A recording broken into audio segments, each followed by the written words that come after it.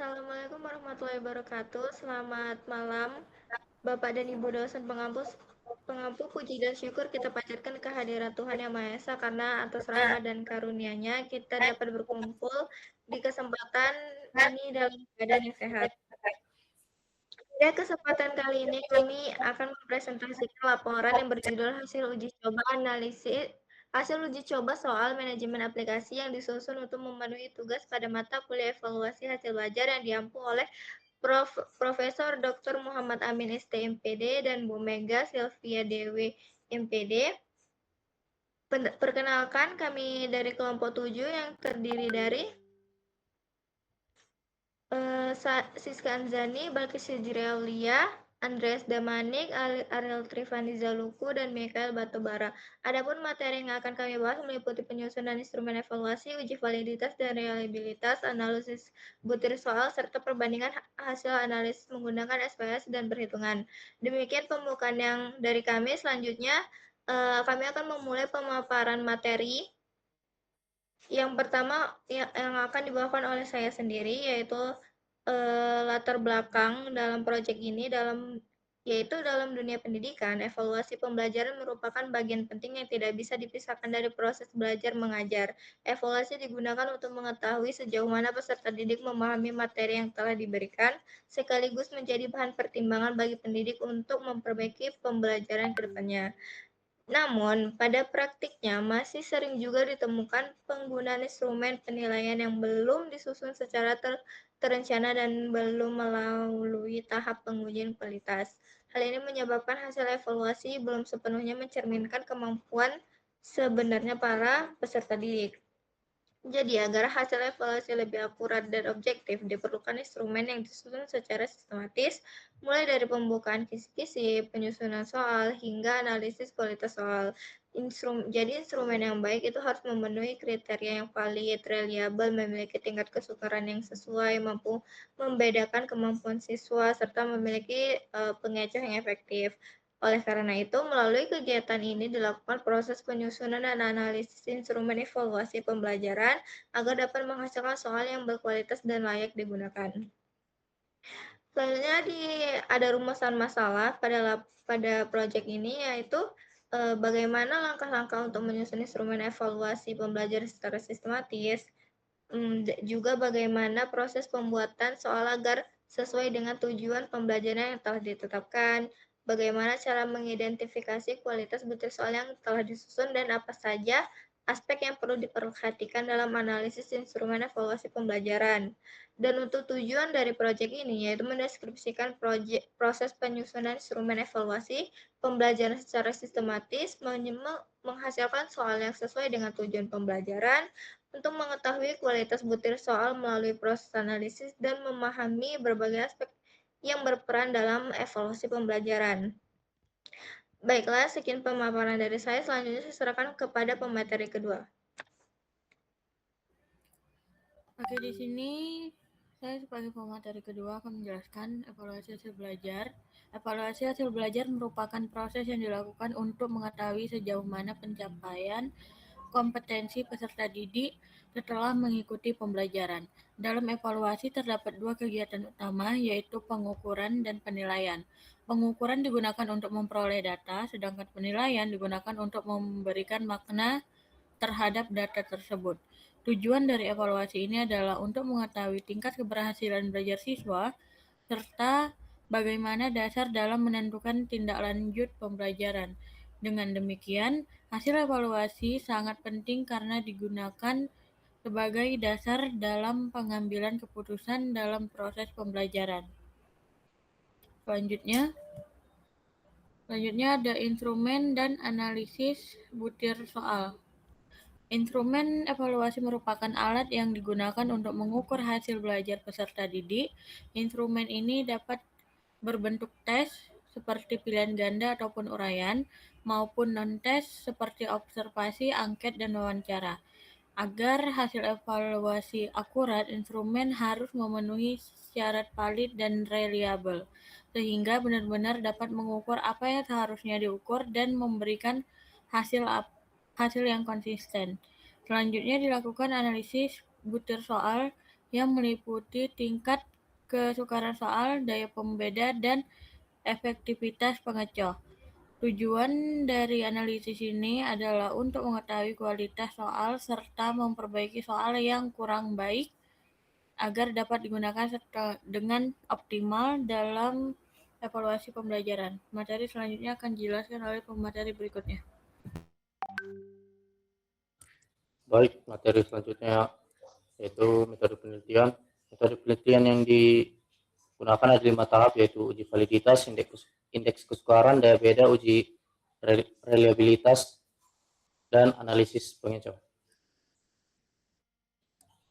Next. Uji validitas. Uji validitas bertujuan untuk mengetahui sejauh mana setiap butir soal mampu mengukur kemampuan yang sama dengan keseluruhan tes. Ujian validitas dilakukan menggunakan korelasi product moment melalui batuan SPSS dengan melihat nilai corrected item total correlation pada menu reliability analysis.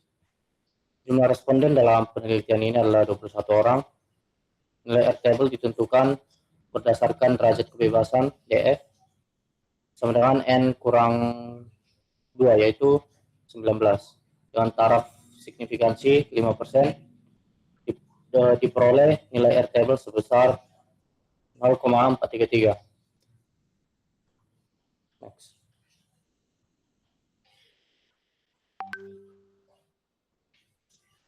Next. Sebelumnya.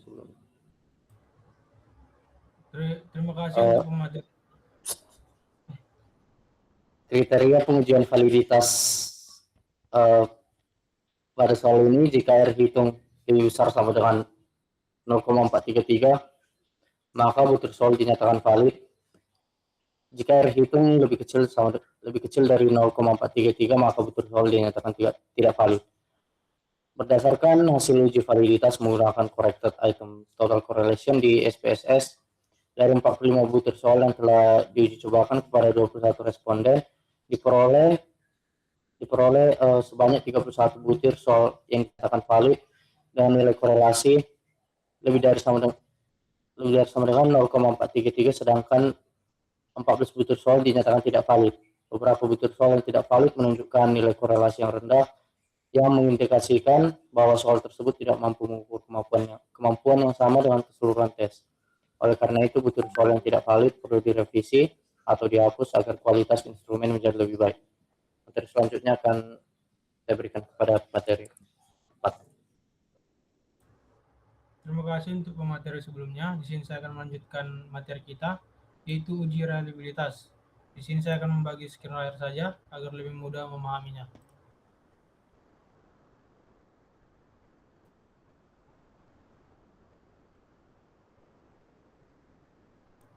Baik, tujuan uji reliabilitas ini adalah bertujuan untuk melihat tingkat konsistensi internal instrumen secara keseluruhan, sehingga kita mendapatkan kepastian bahwa hasil pengukuran tetap stabil meskipun diuji berulang kali. Dalam uji reliabilitas ini kita memilih hasil yang valid, yaitu 31 soal. Setelah itu kita melakukan penghitungan menggunakan rumus KR20 seperti yang kita lihat pada rumus ini, sehingga di sini kami mendapatkan hasil reliabilitasnya itu 0,946, dapat dikatakan reliabilitas, dan untuk interval koefisien tingkat hubungannya itu sangat tinggi dikarenakan 0,8 sampai 1 itu termasuk ke sangat tinggi. Jadi untuk kesimpulan instrumen ini, tes memiliki tingkat kepercayaan yang sangat kuat dan sangat layak digunakan sebagai alat pengumpulan data. Untuk selanjutnya itu uji tingkat kesukaran. Tujuan uji ini bertujuan untuk mengidentifikasikan proporsi kesulitan setiap butir soal, sehingga komposisi soal antara kategori mudah, sedang, sukar dapat diketahui. Setelah kita melakukan uji reliabilitas itu, kami melakukan uji tingkat kesukaran untuk tiap masing-masing soal. Seperti yang kita lihat, kami sudah mengklasifikasikan untuk setiap soalnya itu masuk ke interpretasi tingkat kesukaran yang mana, seperti mudah, sedang, atau sukar. Setelah itu kami menjumlahkan, terdapat 27 soal yang mudah yaitu 87%, untuk yang sedangnya itu 4 soal, 12,9%, dan untuk sukarnya itu 1 yaitu 3,23%. Sehingga instrumen bersifat cukup akomodatif bagi responden secara umum, namun memiliki daya uji untuk kemampuan kognitif yang tinggi. Karena di sini tingkat soal kami itu tergolong mudah dikerjakan. Untuk selanjutnya itu daya beda. Analisis daya beda ini bertujuan untuk menentukan kemampuan suatu butir soal dalam membedakan responden kelompok tinggi dan kelompok rendah. Perhitungan dilakukan dengan membandingkan selisih proporsi jawaban benar antara kedua kelompok tersebut. Di sini kami membagi dua menjadi kelompok atas dan kelompok bawah. Di sini kami jumlahkan terlebih dahulu poin mana yang tertinggi sampai terendah. Setelah itu kami bagi dua kelompok. Setelah itu kami mengklasifikasikan untuk berbagai soal ini masuk ke kriteria daya pembeda mana, seperti sangat baik, cukup baik, sedang, dan buruk. Setelah itu kami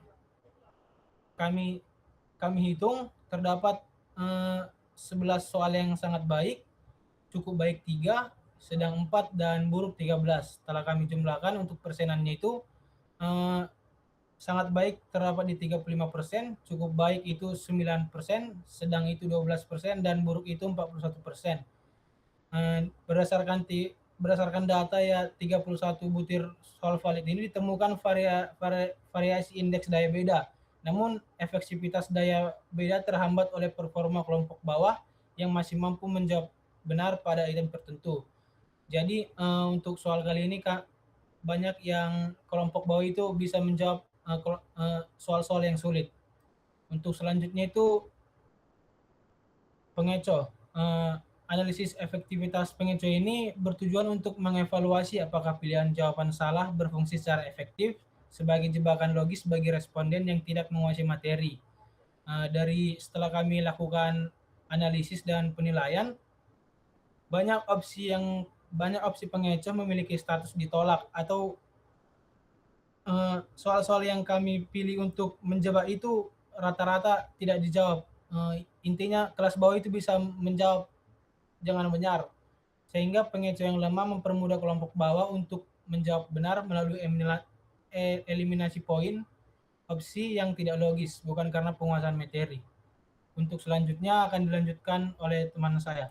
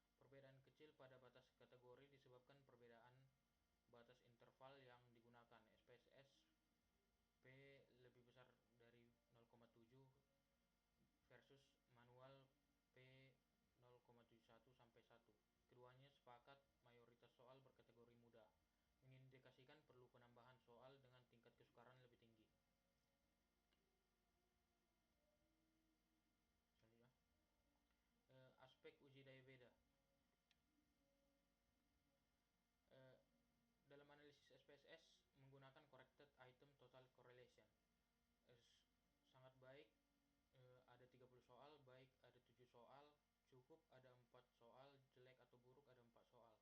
Dalam analisis manual, kelompok atas dan menggunakan kelompok atas dan kelompok bawah. Sangat baik ada 11 soal, baik ada 3 soal, cukup ada 4 soal, jelek atau buruk ada 13 soal. Perbedaan distribusi terjadi karena perbedaan metode perhitungan. SPSS menggunakan korelasi item total seluruh data, sementara manual membagi kelompok atas bawah. Soal dengan daya beda jelek perlu direvisi atau dihapus.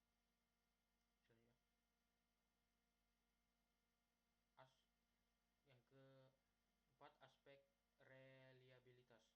Dalam analisis SPSS digunakan Cronbach alpha. Nilai koefisiennya adalah 0,934, termasuk dalam kategori sangat tinggi. Butir yang dianalisis ada 45 soal. Dalam analisis manual digunakan Kuder-Richardson 20. Nilai koefisiennya 0,946, termasuk kategori sangat tinggi. Butir yang dianalisis hanya 31 soal yang valid. Selisih 0,012 disebabkan perbedaan jumlah butir yang diikutsertakan. Keduanya menunjukkan instrumen konsisten dan andal digunakan sebagai alat evaluasi. Dalam aspek tingkat pengecoh, analisis SPSS menggunakan frekuensi table, distribusi pilihan jawaban per butir soal. Distruktur yang berfungsi baik, kebanyakan soal memiliki distruktur yang berfungsi baik, dan beberapa soal memiliki distruktur yang kurang atau tidak berfungsi. Dalam analisis manual, persentase pemilihan tiap opsi A, B, C, dan D via Excel. Distruktur yang berfungsi baik ada 28 soal dan yang kurang atau tidak berfungsi ada 17. Soal yang perlu diperhatikan soal 7, 14, 23, 32, 33, 36, 39 hanya memiliki satu atau dua pilihan yang dipilih siswa, menandakan pengecoh sangat lemah dan perlu direvisi. Kesimpulan. Saya kembalikan kepada moderator.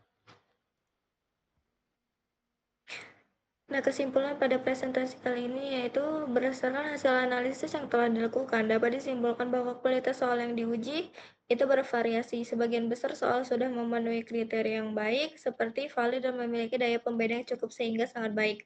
Namun masih terdapat beberapa soal yang tidak valid, memiliki daya beda yang rendah, daya pembeda yang rendah, atau tingkat kesukaran yang kurang sesuai. Selain itu, ditemukan juga beberapa pengecoh yang tidak berfungsi dengan baik karena tidak dipilih oleh responden. Hal ini menunjukkan bahwa masih diperlukan perbaikan dalam penyusunan soal. Jadi secara keseluruhan, analisis ini memberikan gambaran bahwa penyusunan instrumen evaluasi harus dilakukan secara sistematis dan melalui tahap-tahap pengujian agar hasil evaluasi yang diperoleh dapat lebih akurat, objektif, dan dapat mencerminkan kemampuan peserta didik. Demikian pemaparan yang dapat kami sampaikan terkait hasil uji coba soal manajemen aplikasi. Berdasarkan pembahasan yang telah kami jelaskan, dapat juga disimpulkan lagi bahwa kualitas instrumen evaluasi sangat dipengaruhi oleh validitas, reliabilitas, tingkat kesukaran daya pembeda, serta efektivitas pengecoh pada setiap butir teks. Kami menyadari bahwa dalam penyusunan dan penyampaian materi ini masih terdapat banyak kekurangan. Oleh karena itu, kami sangat mengharapkan kritik dan saran yang dapat membangun demi perbaikan ke depannya. Sekian dari kami. Wassalamualaikum warahmatullahi wabarakatuh.